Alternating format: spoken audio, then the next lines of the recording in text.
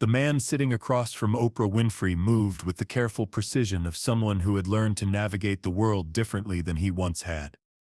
At 28, Staff Sergeant Robert Ellison still carried himself with military-bearing shoulders squared, spine straight, eyes alert, but there was something in his posture that spoke of adaptation, of learning to find balance in a body that had been fundamentally changed by war.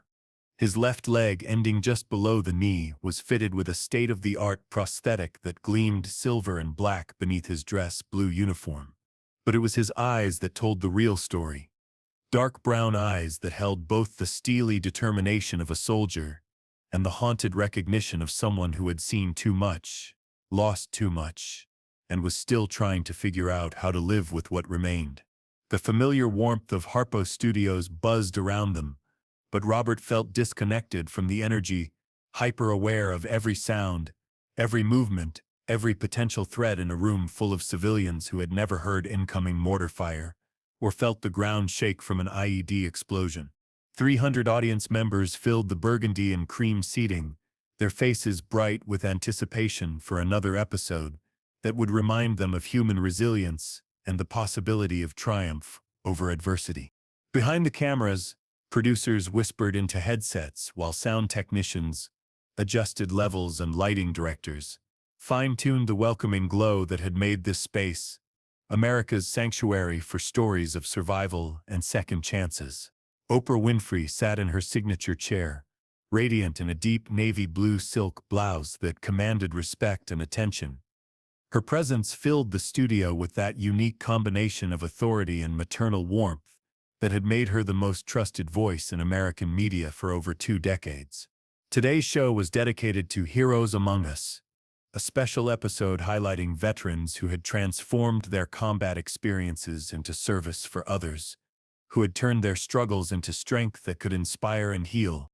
But Robert Ellison carried secrets that went deeper than inspiration, wounds that had never fully healed despite 2 years of physical therapy, counseling, and the kind of support that was supposed to make everything better.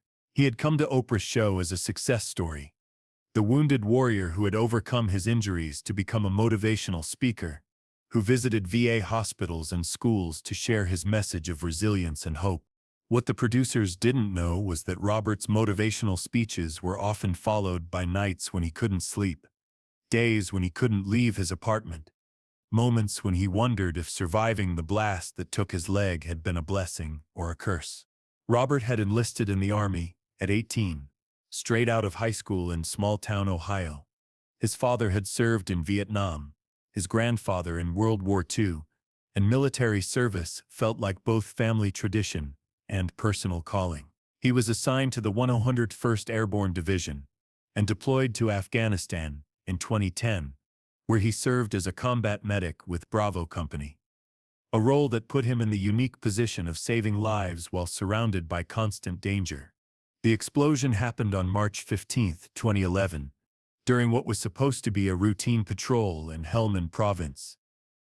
Robert's squad was returning to base when their Humvee hit an improvised explosive device, buried in the road they had traveled safely dozens of times before.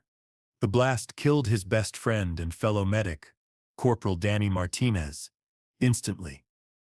It shattered Robert's left leg so severely that field surgeons had to amputate below the knee to save his life. But the physical injury was only the beginning of Robert's real battle. The months that followed were a blur of surgeries, rehabilitation, and the kind of institutional support that the military had developed for wounded warriors. Robert was fitted with a prosthetic leg, taught to walk again, given job training and counseling services. On paper, his recovery was exemplary. He learned to use his prosthetic with remarkable skill, regained his physical strength, and even returned to athletic activities that doctors had initially thought would be impossible. But inside, Robert was fighting a war that no amount of physical therapy could address. The guilt of surviving when Danny didn't, the phantom pain that made him feel his missing leg at the worst possible moments. The hypervigilance that made grocery stores feel like war zones, the depression that settled over him like fog, making even simple daily tasks feel overwhelming and pointless. Robert discovered that being a wounded veteran came with expectations. People wanted him to be inspirational, to embody the resilience of the American spirit, to prove that, with enough determination and support, any obstacle could be overcome. So he became what people needed him to be: the motivational speaker who visited schools and veterans organizations, sharing his story of survival and adaptation. He became good at it, polished in his presentation, articulate about the lessons he had learned from adversity. But performing inspiration and feeling inspired were two very different things. After every speech, Robert would return to his apartment and sink into a depression that felt like drowning in slow motion. The prosthetic that symbolized his triumph over adversity became a daily reminder of everything he had lost. The applause from audiences who saw him as a hero felt hollow when he couldn't shake the feeling that real heroes didn't come home. They stayed in Afghanistan with Danny Martinez and the other soldiers who had given everything. That's what brought him to Oprah's show today. His story had been featured in a Veterans Affairs newsletter as an example of successful rehabilitation, and the show's producers had reached out to invite him to share his journey with a national audience. Robert had accepted because it was what was expected of him, because turning down Oprah Winfrey felt impossible, because he had become an expert at saying yes to opportunities that made other people feel good about the progress wounded veterans could make. The show's opening segments had featured genuinely inspiring stories: a female veteran who had started a nonprofit for homeless vets, a Marine who had become a Paralympic athlete, a soldier who had turned his PTSD into advocacy for better mental health services. Each story was uplifting, each guest embodying the kind of resilience that made for compelling television. But when Oprah introduced Robert, something in her expression suggested she sensed this conversation might be different. "Ladies and gentlemen," Oprah announced, "I want you to meet Staff Sergeant Robert Ellison." Robert lost his leg serving our country in Afghanistan, and since returning home he has dedicated himself to inspiring other veterans and young people with his message of overcoming adversity. Robert stood carefully, his movement precise and controlled despite the prosthetic that still felt foreign after 3 years. As he walked to the interview area, a few audience members began to applaud, recognizing the courage it took simply to navigate the world with a visible disability, to serve one's country at such a personal cost. As they settled into their chairs, Oprah noticed the way Robert's hands trembled slightly when he wasn't actively using them, the way his eyes constantly scanned the studio, as if assessing threats that existed only in his combat-trained mind. "Robert," Oprah began warmly, "tell us about your journey from that moment in Afghanistan to where you are today. How did you find the strength to rebuild your life?" Robert had given this answer hundreds of times to dozens of audiences. The polished response about resilience and support systems, and the importance of focusing on what you can do rather than what you can't. But sitting across from Oprah Winfrey, under the warm studio lights that somehow made everything feel more real and more exposed, the carefully constructed narrative began to feel inadequate. "Well, Oprah," he began, his voice carrying the practiced confidence of someone who had learned to speak publicly about private pain, "I think the first thing I had to accept was that my life wasn't ending. It was changing. The Army has incredible support systems for wounded warriors, and I had access to the best medical care, the best prosthetics, the best rehabilitation services." He gestured to his prosthetic leg, which was indeed a marvel of modern engineering. Lightweight, responsive, nearly indistinguishable from a biological limb when he was wearing long pants. "This prosthetic has given me back mobility I never thought I'd have again. I can walk, run, even play basketball. In many ways, I'm more physically capable now than I was before my injury, because I had to rebuild my strength from the ground up." The audience murmured appreciatively, recognizing the determination and hard work such recovery required. "But Robert," Oprah pressed gently, "what about the emotional recovery? What about the psychological adaptation to such a fundamental change?" Robert's practiced composure flickered slightly, and Oprah caught the momentary vulnerability before his professional mask reasserted itself. That's been more complex, he admitted. Physical rehabilitation is straightforward. You do the exercises, you build strength, you learn new ways of moving. Emotional rehabilitation is messier, less predictable. He paused, his hands fidgeting with the crease in his uniform pants. I've been fortunate to have access to counseling, to support groups, to other veterans who understand what this experience is like. The VA has come a long way in recognizing that treating the physical injury is only part of helping someone heal. And how are you doing with that healing process? It was a simple question, the kind Robert answered positively in every interview, every speech, every conversation with well-meaning civilians who wanted to hear that he was okay, that the system worked, that wounded warriors could overcome anything with enough support and determination. But something in Oprah's tone, something in the way she was looking at him, not as a symbol or a story, but as a human being sitting across from another human being, made the standard answer feel impossible. Robert started, then stopped. I'm struggling, Oprah. The words came out before he could stop them, breaking through years of careful image management and motivational speaking in a moment of unexpected honesty. I'm struggling more than I let people know, more than I let myself know most of the time.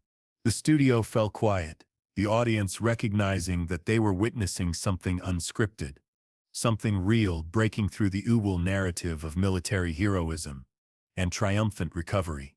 Tell me about that struggle, Oprah said gently. Robert looked down at his hands, then back up at Oprah, and she could see him making a choice between the performance and the truth, between inspiration and authenticity. The physical stuff, learning to walk again, adapting to the prosthetic, rebuilding my strength, that was hard, but it was manageable. You put in the work, you see progress, you move forward. He shifted in his chair, his prosthetic leg catching the studio lights. But the emotional stuff. Oprah, I lost more than my leg in that explosion. I lost my best friend, Danny Martinez. I lost my sense of safety in the world. I lost my identity as a soldier, as someone who was supposed to protect others. And I lost my ability to believe that anything I do now can make up for the fact that I came home when better men didn't. His voice was steady, but Oprah could see tears beginning to gather in his eyes. Every time I give a motivational speech, every time someone calls me a hero, every time people applaud my triumph over adversity, I feel like a fraud. Because the truth is, most days I wake up wondering why I survived when Danny didn't. Most days I struggle to find meaning in a life that feels fundamentally broken. The silence in the studio was profound. 300 people holding their breath as they witnessed a carefully constructed narrative dissolving in real time. Robert, Oprah said softly, have you been able to talk to anyone about feeling this way? I've tried, Robert replied. I've been to counselors, support groups, psychiatrists. Everyone wants to help me process my trauma and develop coping strategies and find new purpose. And I appreciate that, I really do. But none of it addresses the central question that keeps me awake at night. What question is that? Robert was quiet for a long moment, gathering the courage to speak a truth he had never voiced publicly. Why am I here? Why did I survive when Danny didn't? What am I supposed to do with a life I never expected to have? In a body that doesn't feel like mine, carrying memories that make it hard to be around people who've never seen what I've seen. He looked directly at Oprah, his eyes holding the kind of raw honesty that transcends television and touches something universal. Everyone talks about my recovery like it's supposed to have a happy ending, like losing my leg was just an obstacle to overcome, like PTSD is just a challenge to work through, like survivor's guilt is just a stage in the healing process. But what if it's not? What if some things can't be overcome or worked through? What if some losses are just permanent? Oprah leaned forward, her voice carrying the weight of someone who had spent decades talking to people in crisis. Robert, when you ask why you're here, what answer would feel true to you? I don't know, he admitted, and the confession seemed to surprise him. For 3 years, I've been trying to turn my survival into something meaningful. I speak to veterans, I work with amputee support groups. I try to be the kind of example that shows other wounded warriors that life can still be worth living." He paused, his voice becoming quieter. "But I think I've been doing it because it's what people expect from me, not because it's what I actually believe. I think I've been performing recovery instead of actually recovering." "What would actual recovery look like for you?" Robert was quiet for so long that Oprah wondered if he had heard the question. When he finally spoke, his voice was barely above a whisper. "I think it would look like accepting that I'm not the same person I was before the explosion. Not better, not worse, just different. Permanently different." He looked down at his prosthetic leg, then back at Oprah. "Maybe recovery isn't about getting back to who I was or becoming inspirational for other people. Maybe it's about learning to live with who I am now. Someone who's been broken and put back together differently. Someone who carries Danny's memory and my own survival. Someone who doesn't have all the answers about meaning and purpose, but is still here." Oprah felt tears beginning to flow as she recognized the profound shift happening in front of her, from performance to authenticity, from inspiration to simple, difficult truth. "Robert, what would help you feel less alone with these questions?"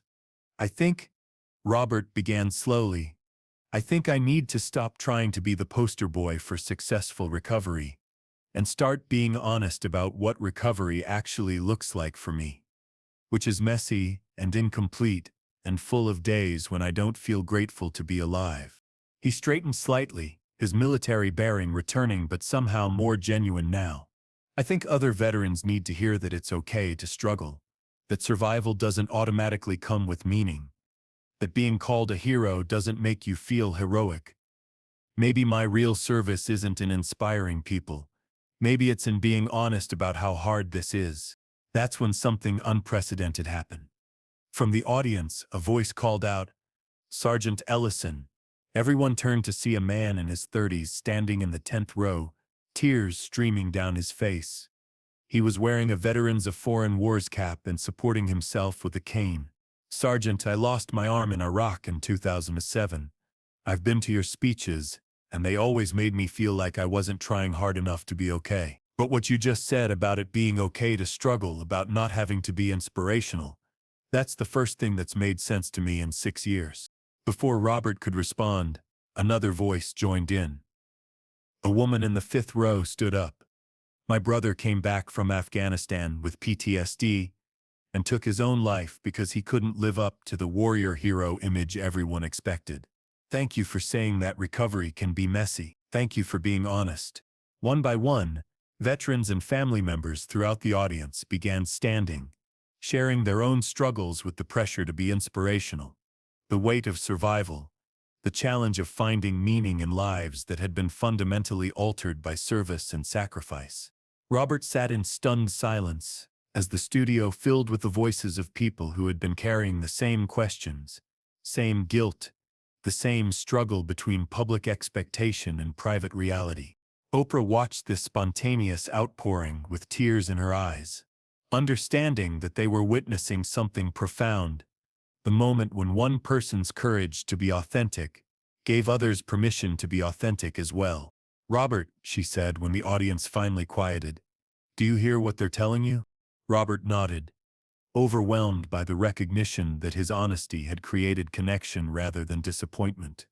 "They're telling me that maybe my real service isn't in having all the answers," he said, his voice stronger than it had been all afternoon. "Maybe it's in being willing to ask the hard questions alongside other people who are asking them too." Oprah turned to address the cameras directly, her voice carrying the authority that had made her one of the most influential voices in American media. "Ladies and gentlemen, what we've witnessed here today is something rare and precious. The courage to choose truth over inspiration, authenticity over image. Staff Sergeant Robert Ellison has shown us that real heroism isn't about overcoming all obstacles. It's about being honest enough to admit when the obstacles are still there." She turned back to Robert. "What do you want people to understand about what it really means to be a wounded warrior?" Robert looked at the camera, speaking directly to the millions of people watching, veterans and civilians, wounded and whole, all of them carrying their own struggles with meaning and purpose and the weight of expectations. I want them to understand that being wounded doesn't disqualify you from being a warrior, and being a warrior doesn't mean you have to be okay all the time. I want them to know that survival is complicated, that recovery is ongoing, that it's okay to struggle with questions that don't have easy answers. He paused, his voice taking on the authority of someone who had found truth in the midst of uncertainty. And I want them to know that maybe the most important service any of us can provide, veteran or civilian, is to be honest about our struggles, to support each other through the hard questions, and to remember that we don't have to be inspirational to be valuable. As the show concluded, Robert Ellison stood and embraced Oprah with a strength that spoke of gratitude for being seen, really seen, for the first time since returning from war. The man who had spent 3 years performing recovery had finally found the courage to admit that recovery was still in progress. The audience rose in applause that was different from their usual appreciation. It was recognition of something rare and necessary. Acknowledgement that sometimes the most important stories are the ones that don't have happy endings. Only honest ones. In the months that followed, Robert continued speaking to veteran groups, but his message changed completely. Instead of inspiration, he offered authenticity. Instead of triumph over adversity, he offered companionship through adversity. His new approach reached veterans who had felt alienated by traditional success stories, family members who needed permission to acknowledge their own struggles, and civilians who were dealing with their own questions about meaning and purpose after loss. The interview became a turning point not just for Robert, but for conversations about veteran mental health, the pressure to inspirational after trauma, and the recognition that healing isn't always linear or complete. It reminded everyone watching that sometimes the most profound service we can provide is simply being honest about how difficult it is to be human, especially when the world expects us to be superhuman. Because recovery, as Robert Ellison learned that day, isn't about becoming who you were before. It's about becoming who you are now, with all the complexity and contradiction and ongoing struggle that entails. And sometimes, just sometimes, that's enough.